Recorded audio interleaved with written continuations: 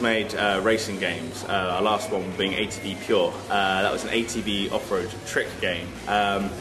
We really wanted to step into the car racing market, and we'd had the idea for Split Second in the studio for about 4 years. We knew we wanted to make a game that players would change the environment, change the track. Rather than having weapons or anything, they use the track as their weapon, and that was the biggest hook for us, was this destructibility and everything that the player could do themselves.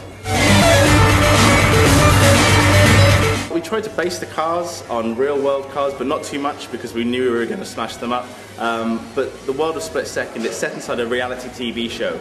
So if you think like the Truman Show, so every area, every environment you see, it's all fake, it's all a set, it's all a stage, it's all rigged to blow sort of thing. So as you're driving these beautiful cars around, the producer of the show has rigged up all this environment to blow up in your face.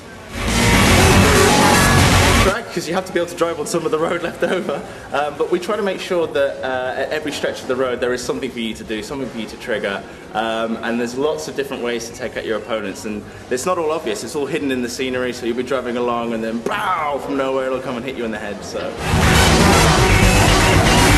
what's my favourite track and why? I think the power plant track, which I think there's been a video online, but some of the scale of some of the stuff we're blowing up.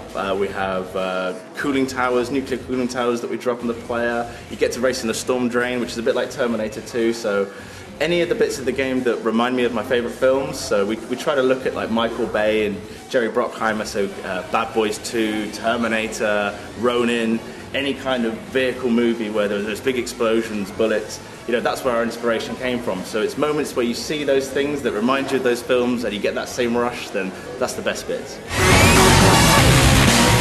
We tried with Split Second, we wanted to give you that Hollywood blockbuster feel. So with the colour palettes and the way it looks, we want it to look like a summer movie. So it's extra loud, it's extra busy, it's extra in your face.